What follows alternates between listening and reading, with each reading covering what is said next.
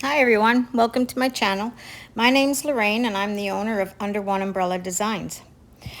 Today I have two projects for you, and this first project was, well, I wasn't even going to actually film this. I started out with a frame and I was working on it. I thought, while I was working on it, I thought, I should maybe film this. It's easy, and it really elevates and updates an old frame that you have, and it gives it a different look, kind of an ornate look. So what you can see here is I casted I a took a mold, an oval oval frame frame mold that I had in my stash. I got it off Amazon a long time ago. I'm sure you could probably find something on Amazon. I know IOD has some frame molds you could use to give the same look. So I glued it on, and then all around the outside I painted it a base layer of black, just so it would give the velvet powder a nice base, and it wouldn't be see-through. And here what you do first with the velvet powder is you put your tacky glue on, and it's white when you apply it, and then you let it dry enough that it's clear, and that's when it's ready for your velvet powder. And I just dumped the black velvet powder all around the outside of it, rubbed it in gently with my finger, and you rub it in till it's kind of smooth, like it's like velvet when you do it. It works really nice. And then I just take and I always work on a piece of paper, something that I can fold up and put all the excess into the container to reuse. And I'm just brushing off the stuff that's kind of built up around the frame.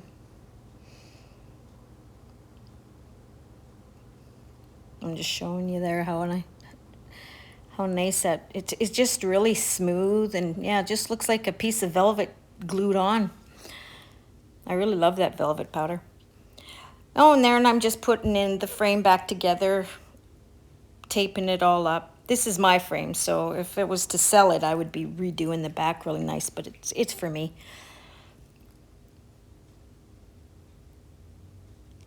And now I'm going in with my pigment fix and my gold metallic pigment powder, mixing them together. And I'm going to be painting the frame that I cast. No, I cast that in resin, black resin that I have. Gives a good layer for the gold. It really makes the gold look antique and aged. I love that gold paint. I probably say that in every video that I use that gold paint, but it's one of my favorite. That's me and my two grandbabies that I love so much. Yeah, and I just went around, painted the whole frame, and it really changed the look of that frame. It just elevates it really nice. I think I might be doing some of these for Christmas for everybody. Just an old frame I found at the thrift store, and gives it a whole new look. I just want to thank everybody for subscribing to my channel. I really appreciate it. I want to grow my channel. I work full-time as well, so that's how come I don't get the videos out as often as some creators. Plus, I have my grandbabies that I look after, and hockey, and all this, all the stuff. But I'm slowly working at it. I always think I need to put 10 projects in a video, and I shouldn't. I should just do a project, put it out there. Maybe it's only a 5-10 minute video, but it's better than nothing. Continually give you something to inspire you with, or another idea for something. I must have a glob of velvet powder there that I'm just kind of... And you could take, you can put any picture that you want. It's not like that picture is tacked in there or anything. I mean, you could take another picture and put it in there. I know I designed it specifically for that, but, and there it is on my wall. You can kind of see the velvet powder. I tried to get the angle so you could see it's, in person it looks really nice.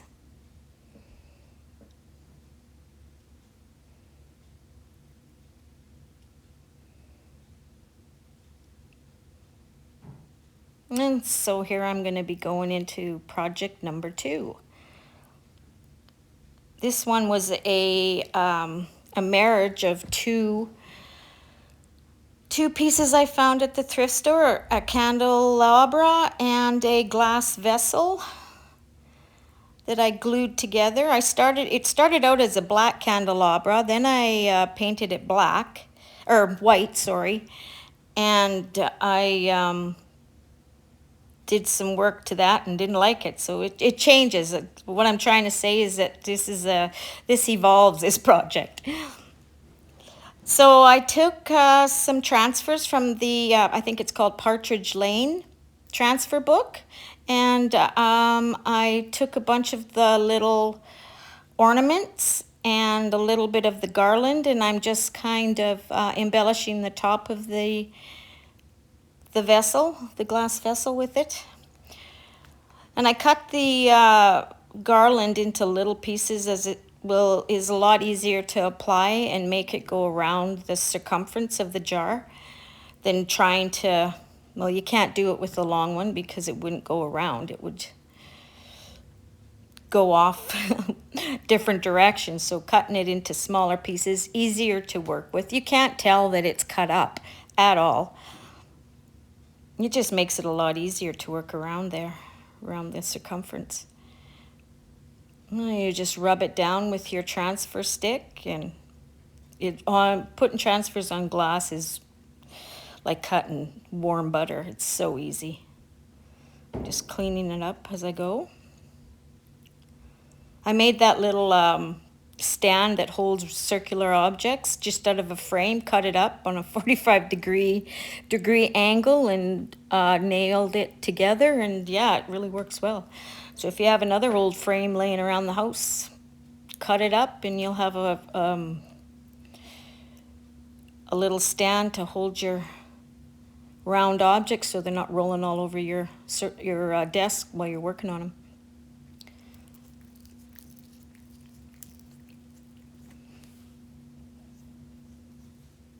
Again, just moving around the vessel, putting in the garland.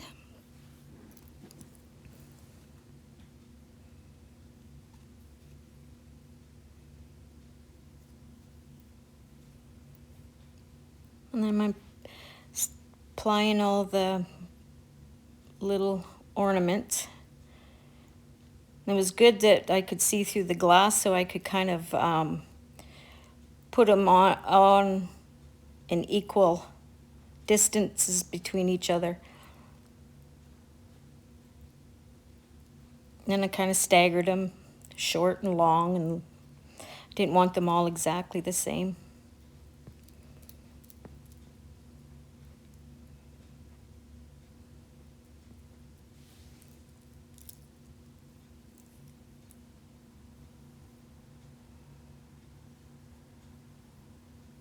I didn't seal this because I didn't want to change the glass. Like, I wanted the glass to be nice and clear, and if I would have brushed a sealer over top of it, it wouldn't have been. So if I sold this, I would just tell whoever bought it that just to wipe it with a dry cloth. Don't scrub it. So now I'm going in with a mold and doing a bunch of castings with my Dawes clay. And this mold, I don't know what it's called. I can't remember. It's an old one, but I redesigned with Prima. You probably can still find it on Amazon. I think that's where I purchased it. And I did a whole bunch of these, and I'm putting them all around the bottom of the vessel that's attached to the candelabra. I have a vision, kind of looks like leaves.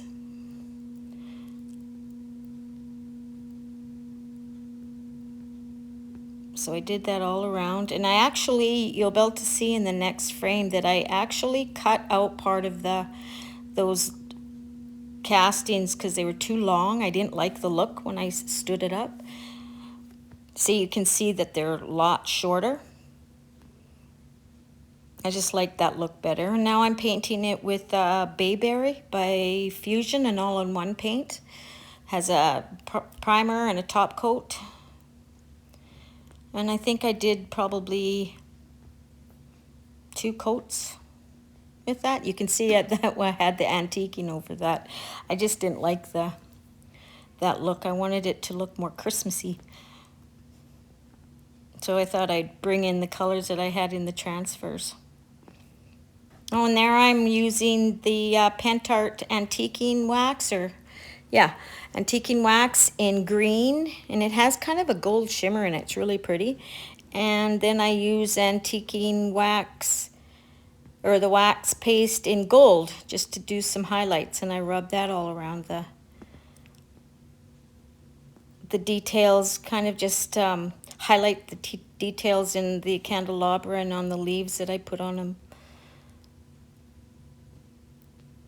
Or maybe not leaves, but the scroll, the ornate detail that's added with the clay.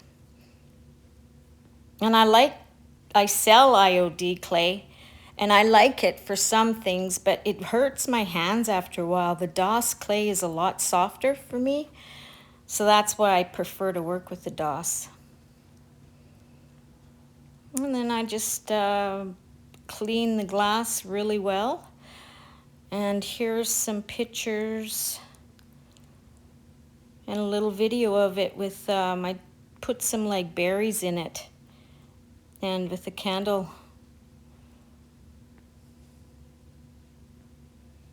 Maybe the berries are a bit too busy, but I mean, you could do other stuff. You could put sand in it, rocks, glass. Maybe that's what I'll do. It's really pretty.